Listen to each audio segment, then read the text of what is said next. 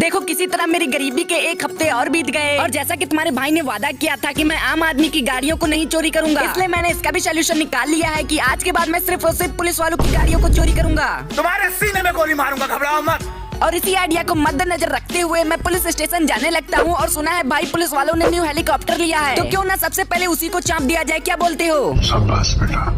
लेकिन भाई इनकी सिक्योरिटी तो काफी ज्यादा टाइट है, लेकिन मैं किसी तरह पीछे वाले रास्ते से वहाँ पर पहुँच जाता हूँ और मैं मौका पाते ही टेरेस पे जाने लगता हूँ। लेकिन मेरे भाइयों, आज के तुम लोग मेरे को बिल्कुल भी सपोर्ट नहीं कर रहे हो, इसे जल्दी से लाइक करके चैनल को सब्सक्राइब कर दिया करो यार। क्या क्या बार बार बुलवाते रहते हो। और ये क्या भाई, डायनासोर का स्टैचू, मैं इससे डरने वाला हूँ क्या? ये लो। बाकी तुम टुकुर टुकुर देखना बंद करो, मुझे पता है मेरे चोरी करते ही तुम लोग कंप्लेन कर दोगे। बाय।